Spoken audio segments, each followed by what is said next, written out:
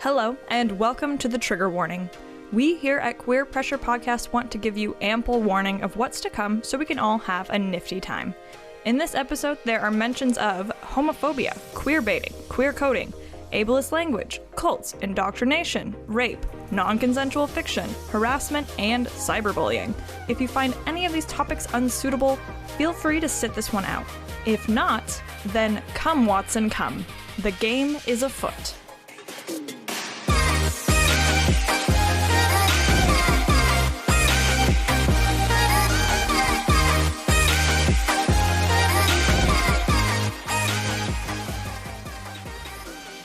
Everybody, I'm Maddie Gray. And I'm Katherine Johnson, and you're listening to Queer Pressure Podcast. We are so glad you've decided to join us. Queer Pressure Podcast is a critical exploration of queerness in media as an act of radical self-love. Sure is. Why do we do that, Katherine? I don't know, I'm really hyped up right now. I know, me too! This is so fucking hard to read a script and pretend to be a normal person right now. Because of Sherlock and Sasagio, and I am drinking the largest fucking cold brew in history. Oh no.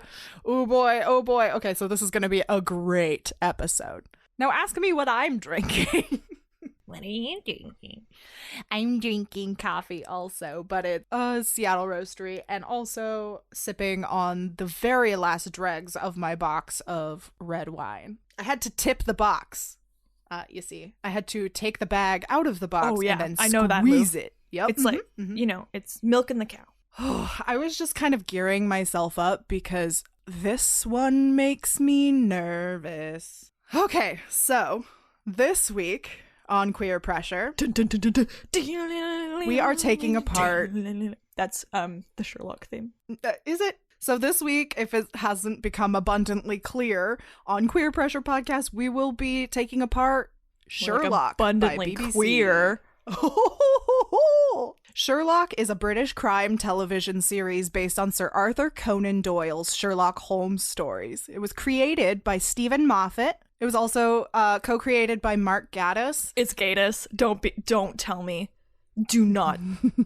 Are you one of those? I guess because I know people with this last name. Okay, because a lot of people stopped calling him Gatiss because they don't believe he deserves gay in his name anymore. Oh no, I'm not one of those people. Oh god. Oh my god. That's horrible.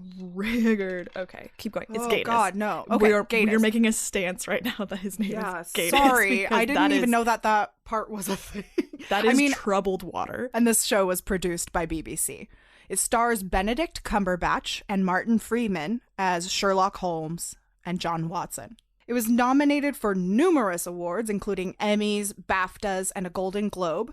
It won the 66th Primetime Emmys for Outstanding Lead Actor in a Miniseries or Movie for Benedict Cumberbatch, Outstanding Supporting Actor in a Miniseries or Movie for Martin Freeman, Outstanding Writing for a Miniseries, Movie, or Dramatic Special for Stephen Moffat. Boo.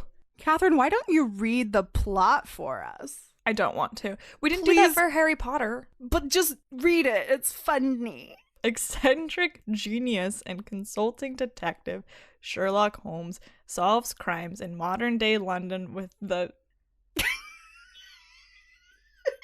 Yes? So we are going to really try to put the bias aside so that whatever we do end up saying, everyone knows is true. Anyways, the rest of this description is, with the help of his faithful lover and manservant, John Watson. Thank played you for dutifully humoring me. by the Hobbit. I'm lighting a candle for my sanity in remembrance of when I had it yesterday. Oh boy, what does that mean? This is a very new podcast, but we have together done like over 50 episodes of podcasts together. Yes, this is true. This is by far the most interesting and deep, and I can't think of anything that's not ableist language, but craziest thing we've ever fucking touched. It's a cult, and cult is a word that just means religion. It's a religion. Okay, so Madison loves Sherlock. This is true. I did love Sherlock. Madison has a Sherlock tattoo. This is true. I do have a tattoo. I always thought that I was a fan of Sherlock. Today, I do not just feel like a casual, but I feel like a fucking outsider. I remember you telling me that there was this cute little thing where people believed that John and Sherlock were going to get together in the show. Right. And that there was evidence of it. And I went, ooh, this is fun. And I remember going and looking at like just a brief description of like what the main evidence was. And I was like, oh, I've seen much better conspiracies on Tumblr. This isn't that great. And then just forgot about it. I didn't know. You didn't know what you were getting into? That there's been a war raging on. There was for like 2 years. Oh yes, between the fandom and the creators. No. That I was aware of. Okay. Between the JohnLock conspirators and the rest of the fandom and the creators. And I'm so mad that I didn't start on the research earlier, because this should be its own series, is the shit that went down for like 2 years between these people on Tumblr. And that's why I'm losing my fucking mind. I'm so excited to hear what you have to say. Well, I'm 100% thought that this was going to be us talking about like, you just did this queerbaiting. It goes to the fucking top. Like, who cares? Oh my God. Who things cares that about the queerbaiting? The things that have been done in the name of this ship, it's like a religion. What? It's a religion. It's warring religions on Tumblr. There will be a long discussion about it, but that, I'm sure, will be the latter half of the episode. To start with, the first thing you're going to really hate me saying, I didn't really like it. I'm going to be totally honest with you. Neither did I. Let me just go back. So Sherlock meant a lot to me. The BBC series meant a lot to me because I think his ambiguous sexuality really resonated with me, because I never knew what to call myself and he never acknowledges it. For me, that made it okay for me to never acknowledge what my sexuality was, or never give myself a label specifically, which is something we talked about in the sex education episode that like didn't resonate with me then, but like rounded back around to me now. I do indeed have a Sherlock tattoo. It's my most visible tattoo. And nobody knows that it is a creepy, culty fandom tattoo. I do. So at the very beginning of every episode, we like to get the bad or the problematic things out of the way first. I'm gonna go ahead and go out on a limb and say a lot of things are bad and problematic. White boys, cis, white, straight men, except with the exception of Gatus. They make a lot of, like, homophobic jokes. They queer code their villains, like, a lot of their villains. Uh-huh. Excessive queerbaiting. If someone were to write the text on queerbaiting in, like, the 2010s, it would be Sherlock. When you Google queerbaiting, Sherlock is the first thing that, like, comes up on YouTube videos. So this is another piece of media that leans on the crutch of cis, white, straight men. So we've established like white, cis, straight people as the default protagonists on all of television throughout history. So seeing queer characters or characters of color who do not represent caricatures normalizes the idea of, you know, people of color and queer people as not only just people, but as potential leaders within our society. And that's because when we see a story from a perspective that is not our own, it normalizes it for us, makes us have a more realistic perception of that person. Sherlock doesn't do this very well. I watched it for the first time my first year of college and thought it was just the best fucking thing ever made. Something I noticed watching it is all of the appeal is Martin Freeman and Benedict Cumberbatch. I think there was a phenomenon in the 2010s of these trash boys, right? Yes. Like, the current vein of, like, heartthrobbery is, like, the Timothée Chalamet's Harry Styles of the world. And I think it's, like, closing the chapter on the trash boys was Kylo Ren, spoiler alert, kissing Rey and dying. And that was the end of the trash boys, which, thank fucking God. Yeah, I was so ready to be done with the trash boys. As examples, it's, like, Sherlock, Loki. A big part of it is that they're usually, like, smart and kind of evil and treat people poorly.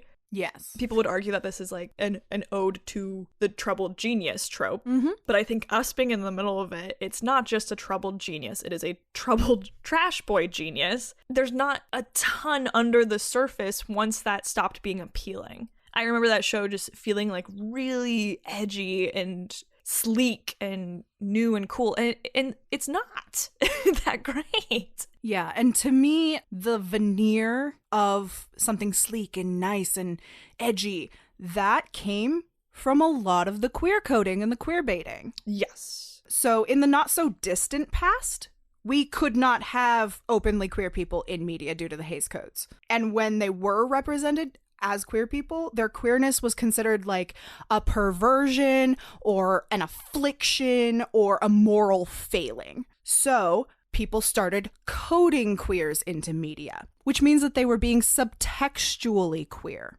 but not ever explicitly confirmed in the canon. Now, where this differs from queer baiting, they're very similar, because queer coding is throwing in the subtext of queerness without confirming it. But queer baiting is actually a manipulative technique in marketing to hint at but never depict same-sex romance in order to pull in more liberal viewers without alienating homophobic viewers. All these things came together at the same time of like Tumblr. I used to be a very, very big Tumblr fiend and had to completely like cut it out of my life. It was so bad. And I don't want to just completely like shit on Tumblr. I still use it every once in a while. I use it a lot for this podcast, for research. Yeah, me too.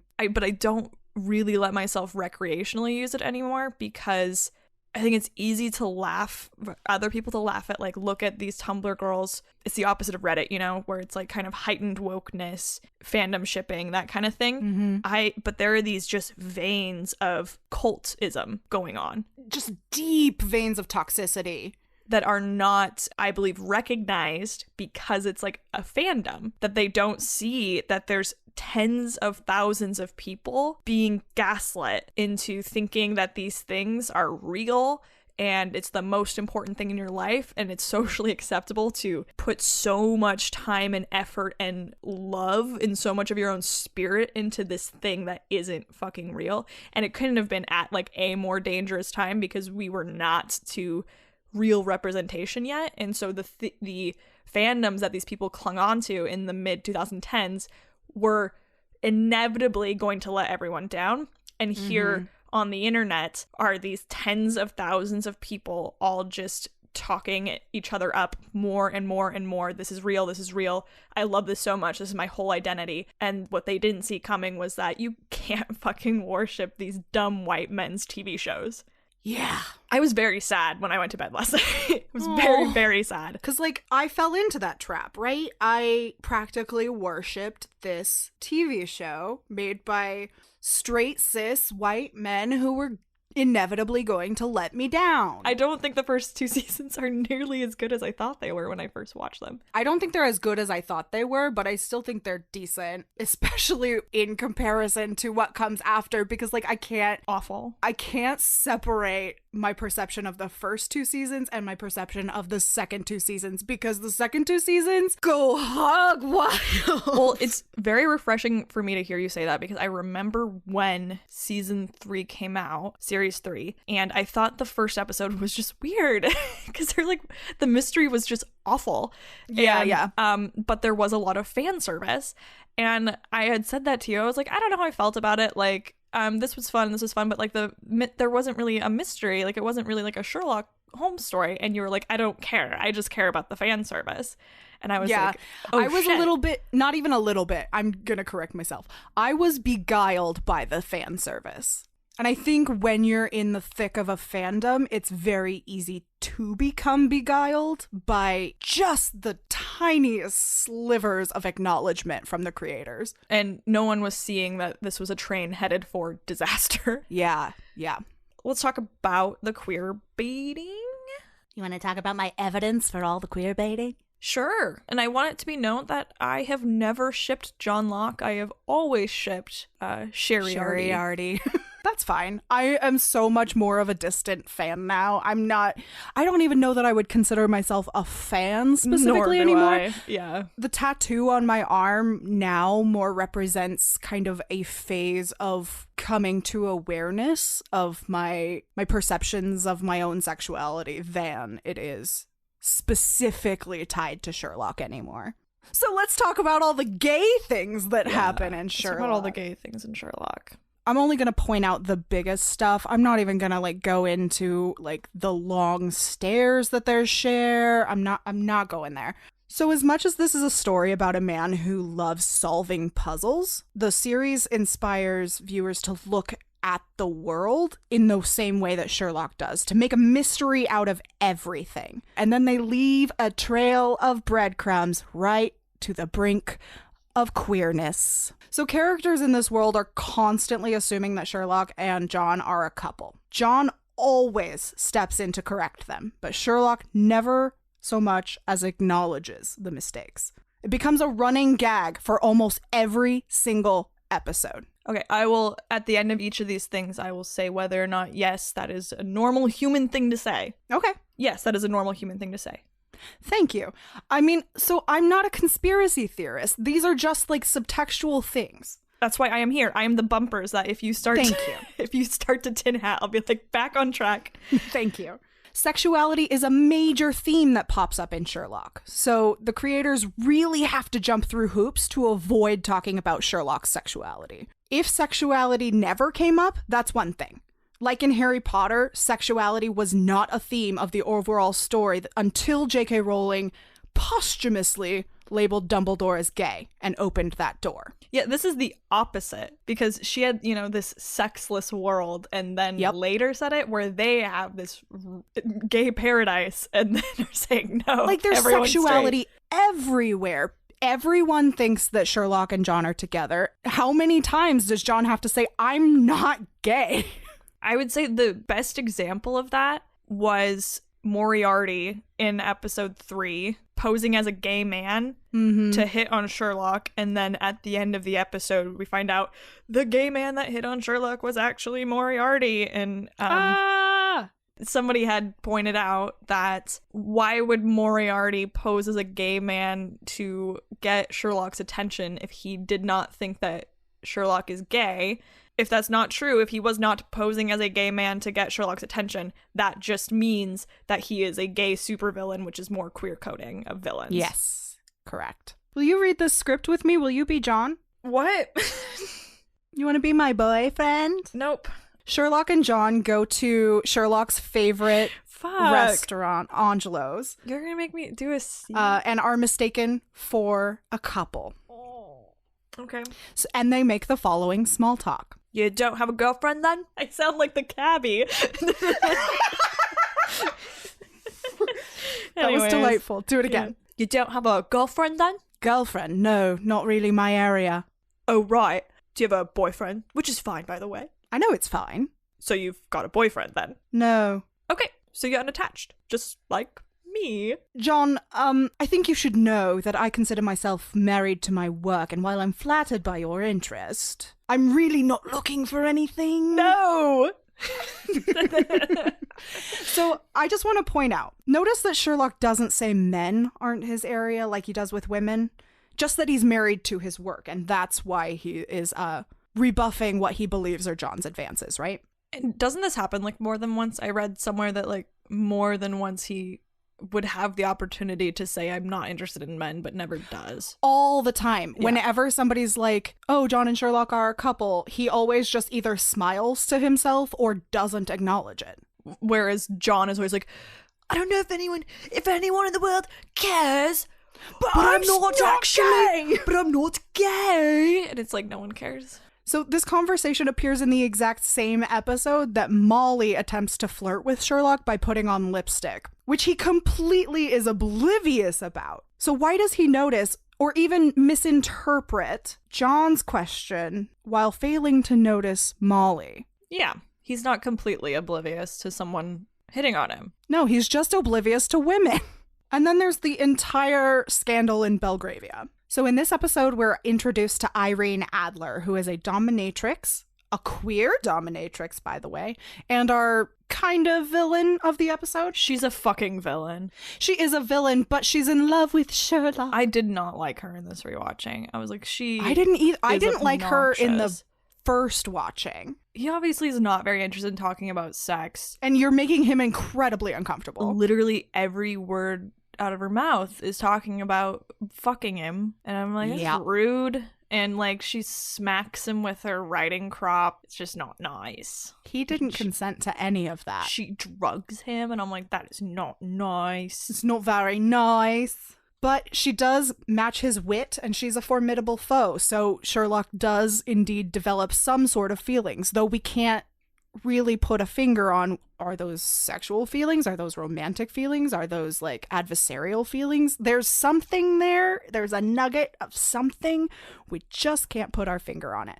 But turns out Irene's queer. So we're going to go ahead and queer code another villain. Yeah. Because we use queer as like a blanket term, you know, for somebody who just, they really seem to kind of try to say she's a lesbian. Mm-hmm. But has been cured by Benedict. Sherlock Holmes. Yeah.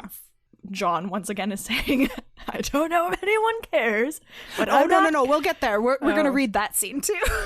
Oh, are we? Have you set up a bunch of scenes for me to read? Just these two, I promise. In fact, let's go ahead right into that.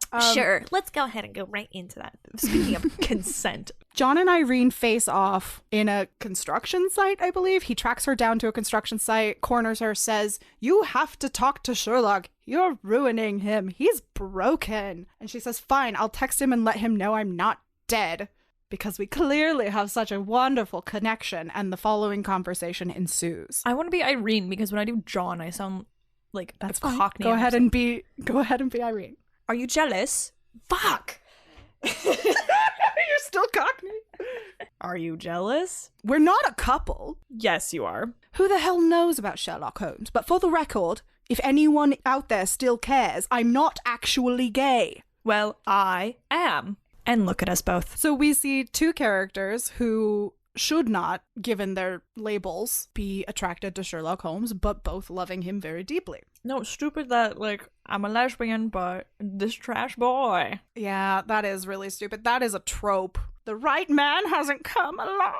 Just being reminded of, like, how much we are kind of, like, gaslit into thinking this is the best fucking thing. And yes. And Gatiss and Moffat are so smart.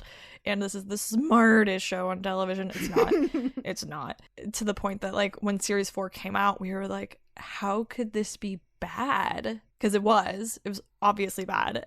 It was. We weren't even arguing that, like, no, it's good. No. It was like, we could see it was bad. And I was like, I don't understand. I was how it still could be holding bad. on to it being good. It wasn't. At that point. I know it wasn't objectively, but in the mindset I was stuck in at the time, I was like, no, this can be salvaged. This is fine. This is good. I know, and it makes me so mad because the show is not worthy of all of the pain it has caused. It's really not. At the end of the day, it's average TV. I think we were all duped, would you say? Duped by the Benedict Cumberbatch of it all. I will say that, like, Benedict Cumberbatch, especially in tandem with Martin Freeman, those two together have crazy good chemistry. They're very good in it. Not just, like, romantic chemistry. I'm not trying to, like, make this gay, as, you know, a lot of fandoms will accuse me of doing. I just mean, like, acting chemistry. They have fantastic energy together. I think the acting is very, very good. Yes, I agree. So here's something that hit me rewatching it, is that I was like, why is this such a big deal? Why didn't they just make them queer? And it's obviously been years since I've looked at it, and I know that, like, this huge thing happened, and it's always, like, when we were doing research for Harry Potter, everyone was pointing to, like, see what happened in the Sherlock fandom, you know, at least we're not that level of acrimony between the fandom and the creators over the queerness of characters. But as I was watching it, I was like, why was this such a big deal? Why didn't they just do it? It was 2010 and their chicken shit. But I mean, Does that answer your question? Series 4 came out in 2017. I know. So at that point, it feels like, okay, so there is a moment in, I think it's the last episode of season 4. Yeah, it is. Where all of the portraits in Mycroft's home are crying blood. Mm-hmm. And one of them, I know it's not, but it's not JohnLock. I know it's not. It's one of the Holmes ancestors, but it looks like JohnLock. Oh, you're saying it as like okay, maybe as an insult, because as an insult to the JohnLock fandom. Yes. Okay, that makes sense. Gatiss and Moffat were like, stop asking us about it. It's dead. It will cry blood. Let's talk about Gatiss and Moffat. Is probably my last topic before getting into... Do we have to? Yeah, we do. Before getting into TGLC. They are stupid. They are. That's true. Mark Gatiss is a gay man. I don't want to comment on that very much because that has been a lot of... I mean, it's also pointing at each other. Totally fair. Yeah. just because he's a gay person doesn't mean he's a perfect ally. That's just going to be true. People are fallible. So I'm just saying it for the point of saying it. It's incidental. We're not going to... It's contextually relevant. I'll give you that. I don't even want to get there just because of all of people being like, JohnLock shippers are evil because they were homophobic to Mark Gatiss, and like, yeah. I just don't even want to touch it. It's just incidental. He's a gay man. Okay, putting that aside. They go back and forth so much in interviews about the sexuality question because they've said many times that like their favorite movie, their favorite version of Sherlock Holmes stories is the film The Private Life of Sherlock Holmes, which is so gay. Which is, yeah, it's a gay Sherlock. Coding wise, it's not explicit, but the director has said he wished he could go back in time and like redo it and make it more explicit, but it is coded queer. The fact that that's the one that they always reference is suspect. But whenever they're really asked about it, they say, no, he's not gay. All of the fans are evil and crazy and they need to get over it. It's our show. Don't tell us what to do with our show. They never ever talk about sexuality in Sherlock, blah, blah, blah, which they do all the time. All the time. It's a common theme. And they're extremely guilty of queerbaiting. It's, oh yeah, constantly they're acting super, super, super queer. And then these guys are really militant against their fans. And people usually point at the fans. We talked about this a lot in Harry Potter, that I now sympathize a lot more with the fans. I think that these two should be fucking adults and not yell at the people who like their show about something that is completely reasonable. Especially when they've built the queerbaiting into it. Again, this is the same thing with J.K. Rowling, where it wouldn't have been a thing if you didn't bring it up. I'll be totally transparent. We've only gotten through about half of my queerbaiting notes. Oh, whoops. The queerbaiting is undeniable. Absolutely, yeah. The subtext is there. I'm not saying that, like, they were ever going to flesh it out like that, but they put it there. Mm-hmm. Treading lightly here. And the kind of subtext that you were talking about of, like, they say this, not that cell phones are metaphors for hearts and... No... tea is gay and milk means sexual longing and fuck. Oh god. Fuck. Yeah, there is a lot of tin hatting. I want to do 40 episodes about this. It is wild. It is wild. Here's where this episode is going to go a different direction than the Harry Potter episode did, because we spent a lot of time talking about how this queer coding is relevant, and this is the fandom's response to it was making fan works, and how fucking rude J.K. Rowling and everyone were being to the fans for saying that, like, these two characters should be gay, and like, and they were being completely reasonable. Sherlock has gone in a very different way online, and I think it has a lot to do with timing, because yes, Sherlock was popular during the Tumblr age, where Harry Potter, you know, like, is on... I mean, obviously Harry Potter's still popular, but, like, say book 3 was coming out in 2015, like, fuck. That would be the equivalent of the horrible timing of Sherlock. We've talked about shipping, where I think shipping's great. I think fan art, fan works is great, because no one is willing to make these queer characters for us, so we have to make them ourselves. And it's great, it's fun, we love it. Sherlock. So the Sign of 3 comes out. That's where most people point to this beginning of when the term the JohnLock conspiracy is coined. And this is not just me saying the JohnLock conspiracy. This is what it is called. This movement is called the JohnLock conspiracy. And this is a different subset than JohnLock shipping. It's the radical movement within JohnLock. One of the terms I'm going to use that I keep coming across, there's a ton of weird, dumb terms. One of them is BNF, which is big name fan. And those are the people in this movement that were most commonly like referenced. And these people have like 40,000, 50,000 followers on Tumblr. Wow. And so if they say something, a horde of people who've been indoctrinated go and attack other people. Oh, geez. The JohnLock conspiracy begins. It's a step up from shipping. It's not that you think that John and Sherlock should get together and you'd like that. It is the belief that John and Sherlock will canonically get together, and Moffat and Gatiss have created this vast conspiracy where they've super subtextually hidden all these little elements, this game within the episodes for us all to find, for only the craftiest, cleverest, wittiest to find. Proof that at the end of series 4, JohnLock would become canon. And the fucking breadth of this like field of study. How I came across this was in an article was talking about this series of videos that this girl named Rebecca, who went by the Tumblr name Gabies, had created. It was supposed to be this playlist of videos explaining the JohnLock conspiracy. And I was like, oh, I'll watch this and I'll know everything I'm talking about. It's 27 hours long. Oh, dear. It's 48 videos. I watched a little bit of it. I found it... I want to be nice to these people because I feel like they are a victim of something, this is what happens when you are indoctrinated into something. And I think this is just as fucking serious as, like, Scientology. I find these videos unwatchable. Really? Tell us why. And I don't want to be completely insulting because a part of me is still harboring this, like, I'm gonna do a documentary about this and I want to interview these people.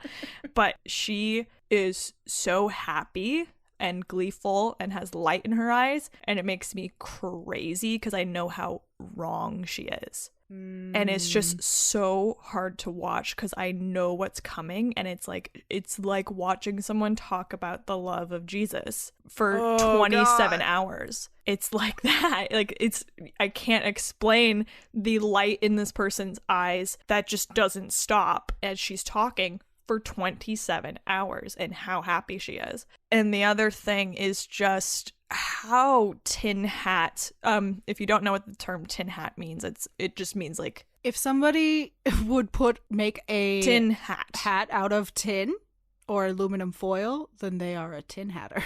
Yeah, but it means that it's like conspiracy theories that are really out there, but it's very, very tin hat, where this evidence they're giving is not good. No. Are you surprised? No, not at all, because they're tin hatters. This is a symbol for that. This is a symbol for that. This is a symbol for that. For, must I say it again, 27 hours of content of this lighting is a symbol for this. This music is a symbol, and it's all a symbol for John's dick. None of it is real, and just to watch it is tragic because these are real people, and this is bonkers. For her to be brainwashed into thinking this is how she should spend her time. That's just one player in all of this, right? The evil queen was this Tumblr user named Gracie Books. I've definitely seen posts by Gracie Books. She is the reason for why things got like wildly out of hand in the JohnLock conspiracy group. She was one of the major players. And there was this one called, it was like loudest subtext in history, something like that. And they would post for years, because this went on for a couple of years, because it was between series 3 and 4 was when all of this was happening. They would post these gigantic, huge, they call them metas, but these huge threads on Tumblr of just all the proof. I'm giggling because I've read metas before. Oh god. Yeah, they really had it in their heads, and it's so sad watching it now, just like knowing how much Mark Gatiss and Steve Moffat let everyone down. They always call them their dads, and they're like, look at these little clues they left for us, and we're so smart. And they just really had this, they really believed that these two had since the beginning always planned for John and Sherlock to get together. And even though in interviews all the time they always said, no, they're not going to, they're straight. All of these members of the JohnLock conspiracy would point to other times that Gatiss and Moffat have misled people and, in their words, have lied. And then when I looked at the evidence, I was like, no. Like, I was like, oh, really? Do they usually do that? Like, kind of. They kind of mislead, but nothing as, like, flagrant as constantly saying, no, they will never get together. No. Yeah. Absolutely and not. They drop a little red herring here and there, but it just, it's as someone who used to be extremely religious, it just sounds like blind faith. It sounds like the phrase, you have to have faith. Yeah. But their phrase is, they always lie. So you can't believe anything they say because they just always lie. You just have to trust. So there's no arguing with any of it. You just have thousands, tens of thousands of people on an app saying there's a shadow in this scene that looks like this. It's an allusion to this. And it's just wild. And when it's everyone saying it and everyone validating each other, you just begin to believe things that are less and less and less concrete until this is your fucking identity. And this is thousands of people. The outcome of this, I don't quite understand this term. Which term? You're going to say it means masturbation. Obviously, I'm not fucking stupid. They use the term wank all the time, and it's supposed to just be like you're talking without saying anything, but they use the word 500 times per article that I was reading about this. Interesting. But so there's something called the Sherlock 221B Con Wank. And this was a convention that happened in Seattle in I want to say 2015. Up until this point, the JohnLock conspiracy is becoming more and more cliquish. The things that they're really focusing in on is their very anti-non-con fan fiction, which non-con is non-consensual. Admirable, sure. As a horde of angry people, they would just go through tags. They would go through Sherlock and bully people and harass people.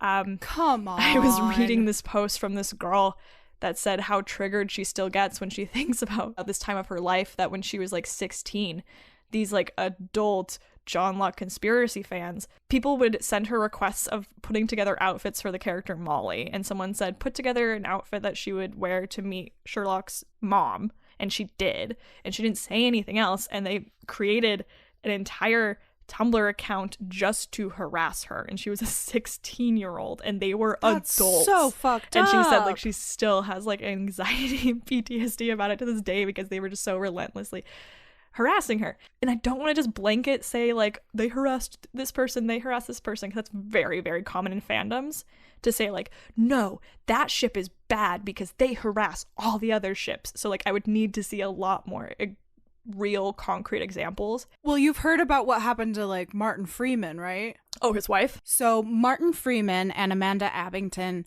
were together during the filming of this show. Oh, and Amanda Abington plays Mary Watson, who marries John Watson on the show. They had children, and people started sending really aggressive threats to Amanda Abington, at which point Martin Freeman came out and said, I don't care how many times you draw me fucking Benedict Cumberbatch, but please stop harassing my wife. Yeah. She didn't do anything. She accepted a role that was written for her. The actors are absolutely free of any blame. That's wild to me. I mean, they would go after the actors. Both Martin Freeman and Benedict Cumberbatch are all for the fan art. They're like, whatever, that's great. Do your thing. Mm-hmm. Make your art, write your fan fiction. I don't care.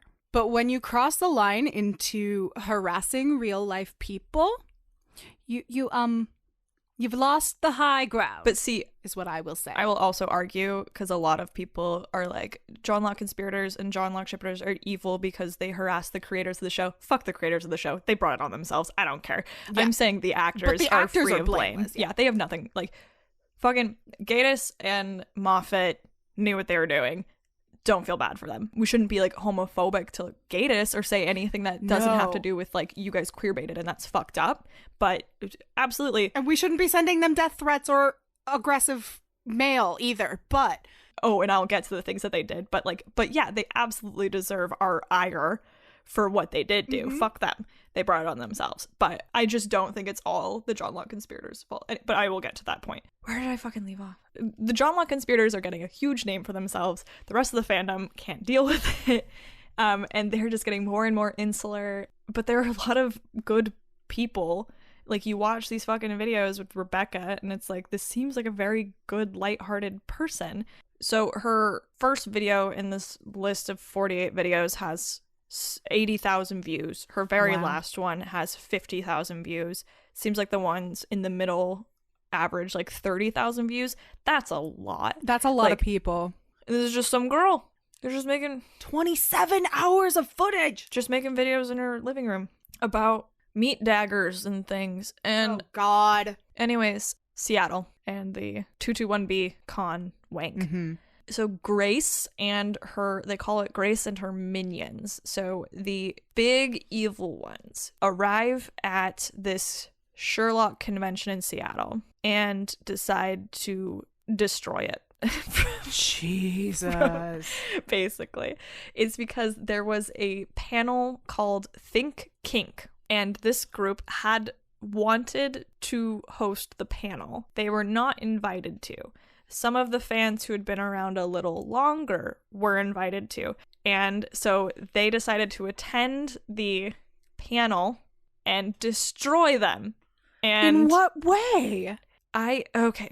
I know that there's going to be like a trigger warning at the beginning of this episode, but I'm going to trigger warning again. A couple of the panelists were pro non-con fiction, so non-consensual fiction. The JohnLock conspiracy theorists had taken it upon themselves as white knights to rid the world of this. So they go to the panel and bogart everything.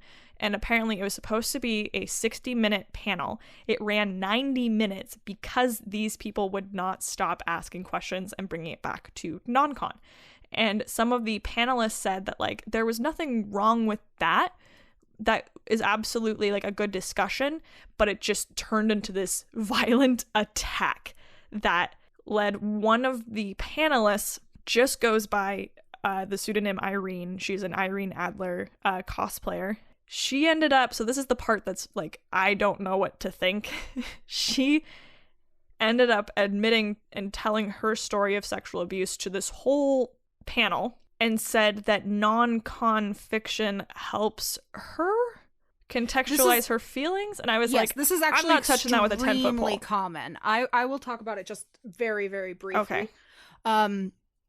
So a lot of survivors of sexual assault, being able to recontextualize what happened to them and be in control of it. So either writing non-con fiction or role-playing non-consensual situations makes a lot of survivors feel like they have power in the situation. It helps them, like you said, recontextualize it. And just to because also I do not want to give an opinion on this either way.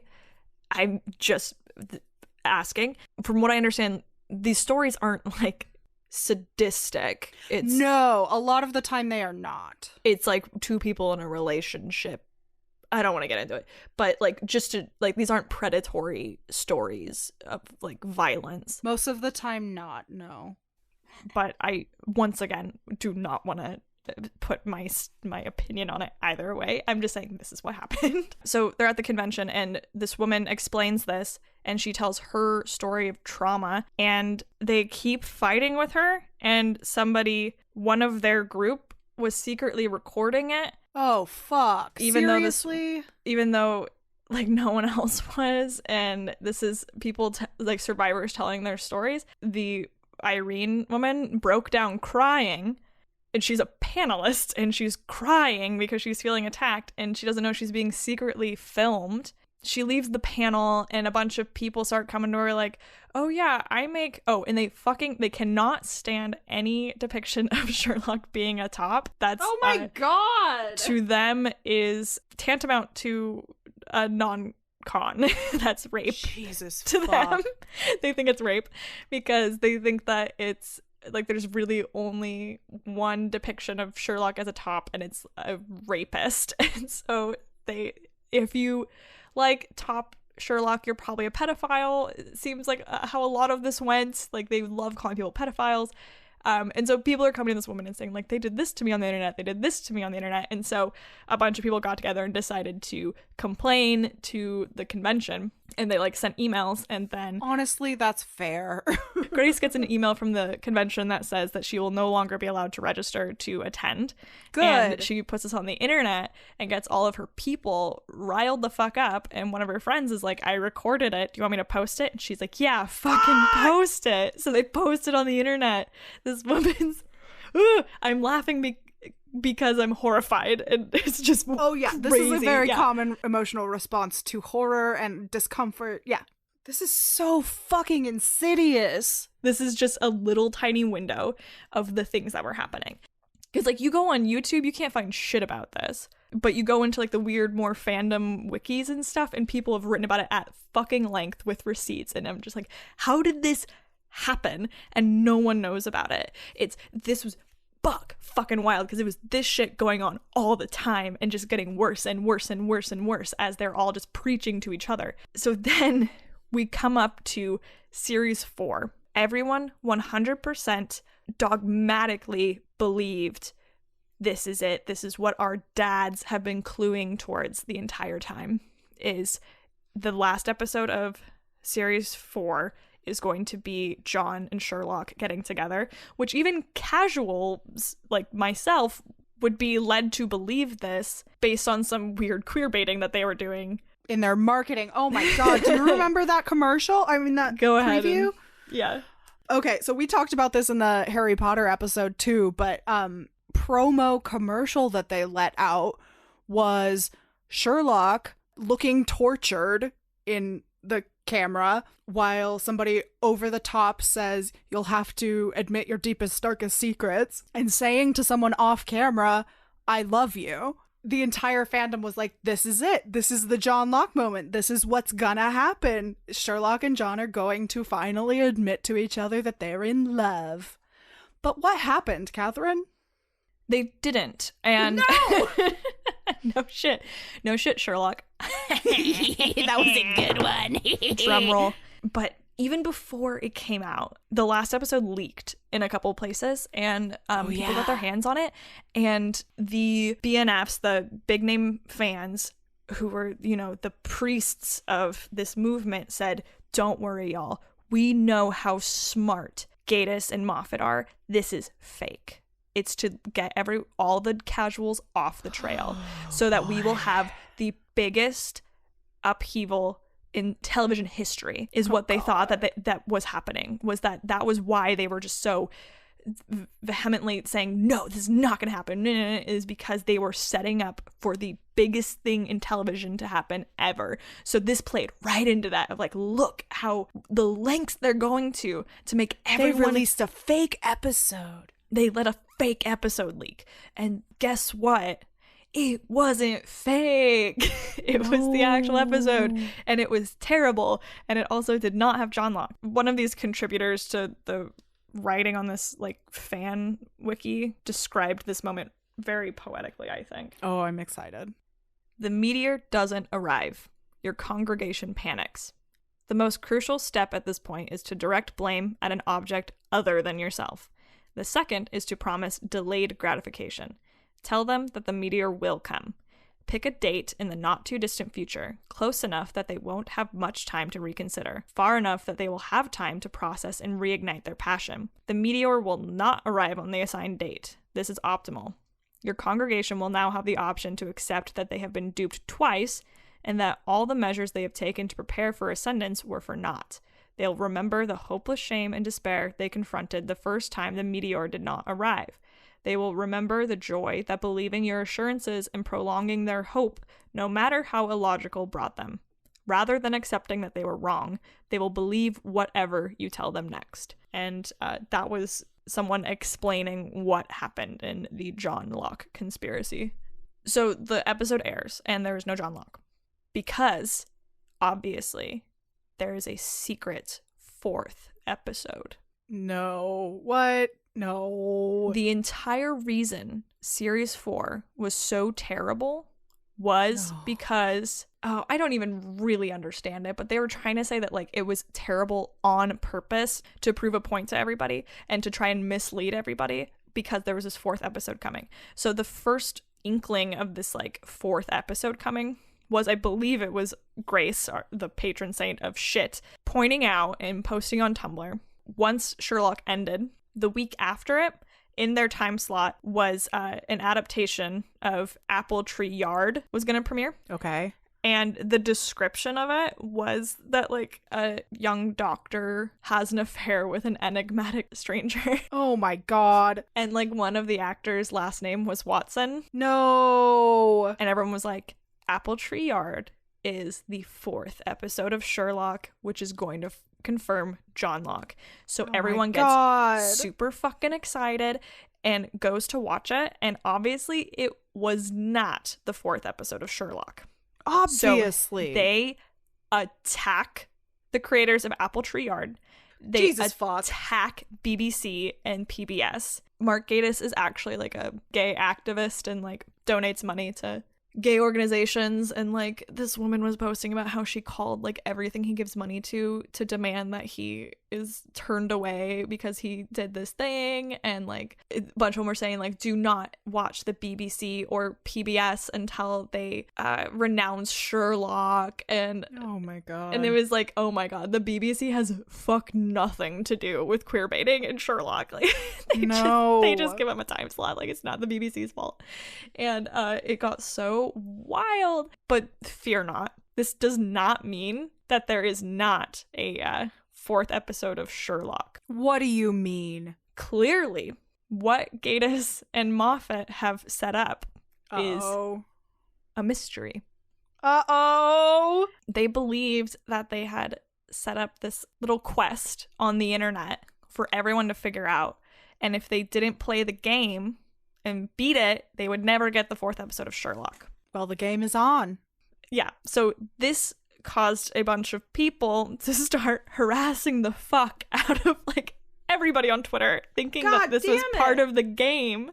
And like apparently a couple of just like role players on Twitter, they mistakenly thought that these were people that were associated with the 4th episode and attacked the fuck out of them, thinking that this was part of the game. And they were like, oh my God, leave me alone, I have nothing to do with this. And some of them were like, I bet it's in, like they went to the dark web like looking for clues. And the people from Apple Tree Yard started to fuck with them back because they were because everyone was convinced Apple Tree Yard was made just for Sherlock. Oh God. The 4th episode of series 4. And so they started to fuck with them back, and it got so fucking wild. And like, so I know I've been talking about this for forever, and it's like, this has it's fine. This is so interesting though. This has nothing to do with the conceit of our podcast. What I am trying to say is this is apparently what can come of queerbaiting.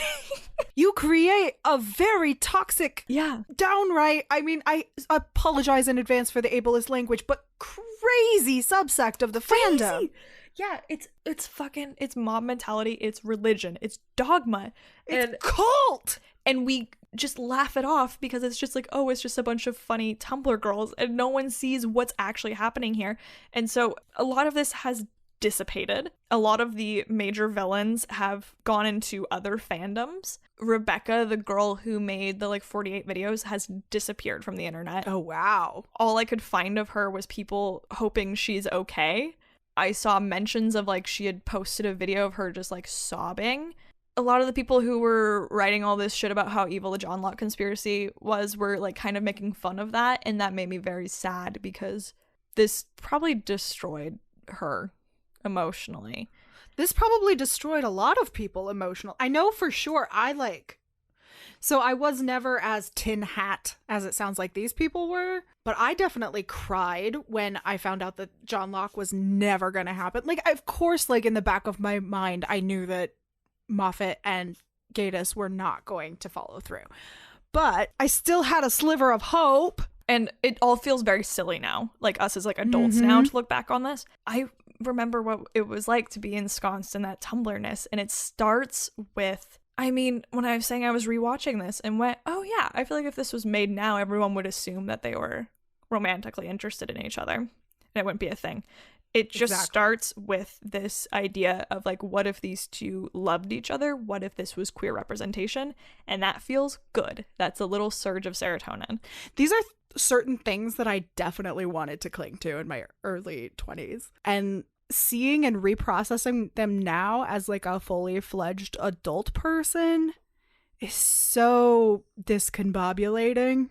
Recontextualizing my sexual and identity and its ambiguity is complicated, and my relationship to the show became very complicated. And so there are parts of it that I still really like. I love the pilot. I stand by the pilot. Hearing how toxic it got, like, can I share one more story? Yeah, definitely. Okay. This is a story I believe I've shared with you before, about me watching Sherlock with my family friend / old small town homophobic man. A family friend named Brad. He will never hear this because he does not have a cell phone. He does not have a television. Like, he's so small town, he doesn't have a TV. He spends most of his time in jail. He came over to help us, like, repaint our house at some point so that we could sell it. I think I was home from college, actually. And I was like, do you want to watch Sherlock? And he's like, what's Sherlock? And I'm like, oh, you don't have a TV. It's like a Sherlock Holmes murder mystery fun British thing. And he was like, yes, I want to watch that. Something you should also know about Brad: huge alcoholic. Ditto. So as he was drinking his many beers and watching Sherlock with me, he was like, this is a good show. I kind of like this show. And I was like, yeah. And then casually, offhandedly mentioned, but they're so gay for each other. Oh, Madison. And he went, what? They are? And I was like, Brad, just look at how they look at each other. And then he started watching with that in mind. And he got more and more and more emotionally invested until he started sobbing. What the fuck? At the end of season 2. After Sherlock jumped off the building, he started sobbing real tears. And I was like, Brad, what's wrong? And he was like, I just don't understand why they can't be together.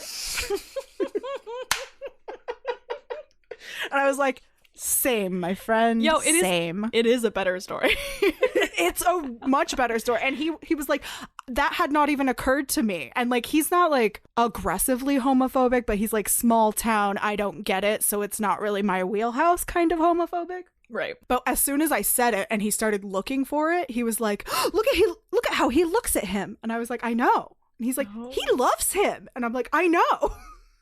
And then by the end, he's just like, I just don't understand.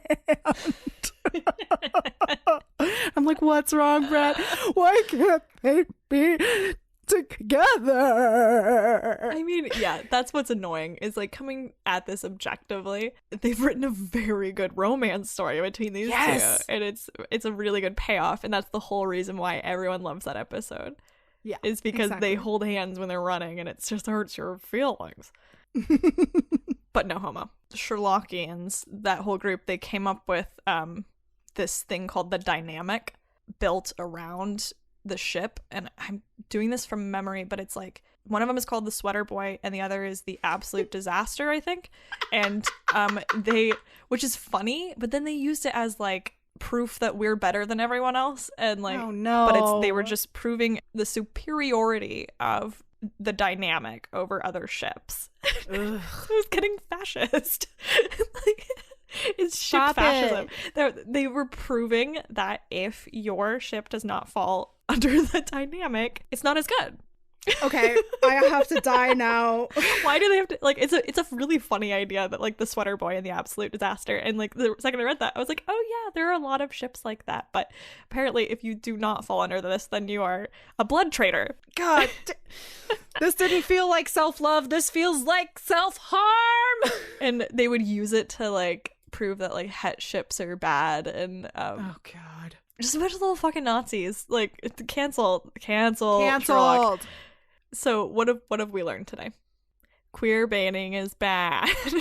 Queerbaiting's very bad and leads to very bad things. So it's emotional terrorism on the internet, doxing and bullying, and the stealing the years of people's youth because they're so busy making videos about JohnLock.